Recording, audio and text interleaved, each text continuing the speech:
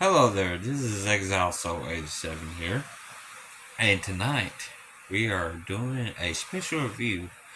I just picked back up playing Quake 2 Remaster, which is so far a hell of a good remaster so far, and why not did I just figure out, okay, this is my first video review. I'm usually doing playthroughs or walkthroughs or let's plays or something. So let's get into what I'm getting ready to review, which is Quake 4 for the Xbox 360, which is also for the PC as well. So, what do I have to say about Quake 4? Well, it actually is a spiritual. It's actually a sequel to Quake 2, because if you think about it, Quake 1 really didn't have much to offer that ties in with Quake 2. I mean, Quake 3 was mostly multiplayer, mostly. So, um, picking it back up, Quake 4 for the Xbox 360. I played this game it was a few months back when I last played it. And I played it on normal or hard or something like that. Well, it's one of those games I can always pick up. I love the Quake franchise. Like, it's one of my favorite franchises besides Doom. I mean, it's by the same people. So, where do I start with this? Okay, story goes with Quake 4 that you're still going against a Strog. It takes place after Quake 2, of course. And possibly it's DLCs. I know there's a lot of DLCs for Quake 2, which I am going to try it out. And I am going to give my review of my 2 cents of what I think about this. Um, what I think about the Quake 2 remaster. Yeah, I'm drinking a beer, so what? But anyways, story goes, it's after Quake 2, and between the events of Quake 2 and after Quake 2, you play as Matthew Kane. You go into the Strock facility. So, you get the kind of the same weapons. You get the gist of what Quake 2 has to offer as far as weapons go.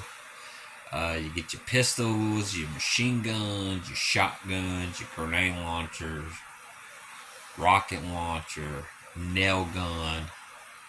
Which there was no nail gun in Quake 2. That was something they put in. Raven or somebody, whoever put it in.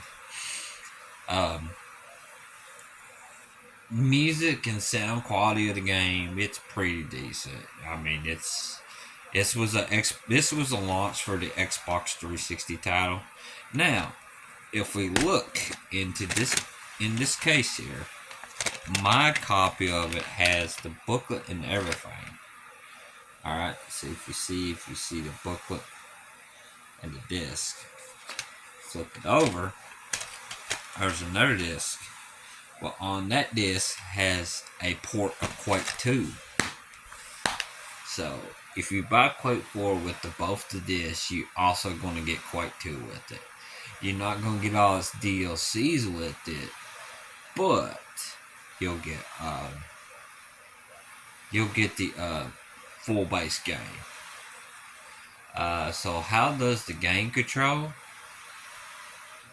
Well, the game control is pretty much about any other first-person shooter. Technically, you're switching weapons as right trigger, left trigger, which I actually like that. That gives me to switch the weapons on the fly of what weapons I need to use for the job.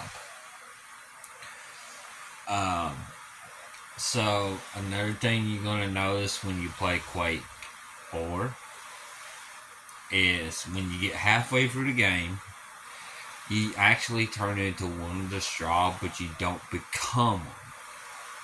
If that makes any sense, you have to play it for yourself to what I'm talking about.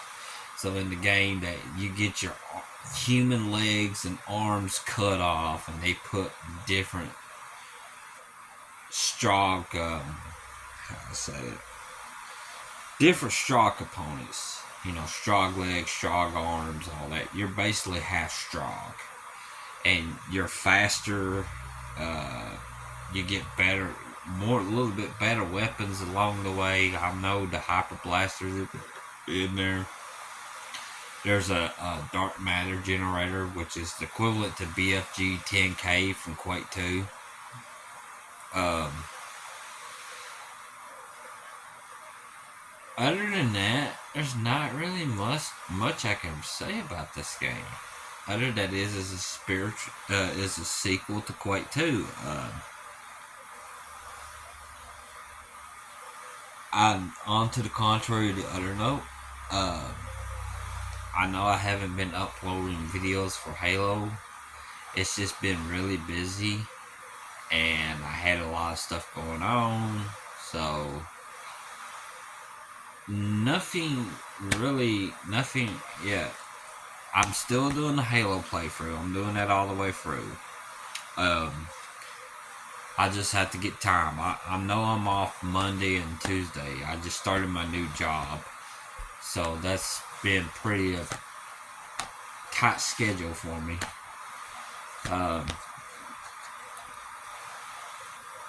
but overall, if I give this Quake 4 1 through 10, okay, so the downfalls of Quake 4. You do lose all your weapons on each chapter. Well, sort of on each chapter. I know when you go to the Strog, you lose your weapons there. I don't like how sometimes the combat can be, I guess, kind of slow a little bit. And then there's the boss battles. The boss battles are not that bad, but they're not that great.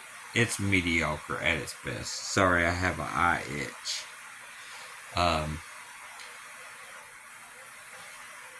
I know one boss can regenerate, and you gotta keep shooting these little generators down with a rocket launcher.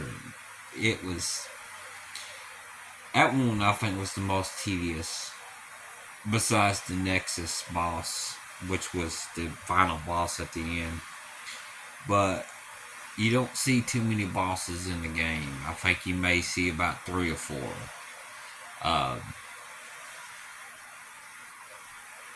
Other than that, I think there's not really much to say about Quake 4.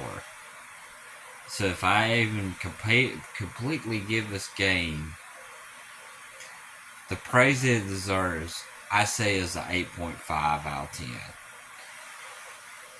Okay game, it's not the best Quake in the world, but it is a pretty decent Quake game. All Quake games were decent. Well, maybe except Enemy Territory Quake Wars. I didn't really like that one.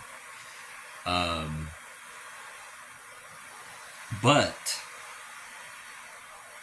with that said, this is the Exile Soul reviews for, again, Quake 4. If you haven't picked this game up, please fucking play it. Give it a shot, regardless of what other people have to say, because this is a really good game, and it is part of the Quake series and the Quake franchise in general. And with me as a id fan and a Doom, Wolfenstein, Quake fan, this is must play. I mean, I'll eventually one day get around to it, but to play it. But at the moment, I'm not really going to get around to it. I believe, like, after my Halo playthrough, my next playthrough is Quake 1 for real. Like I've thought about playing Quake 1. But until then, keep calm, keep gaming, and stay metal.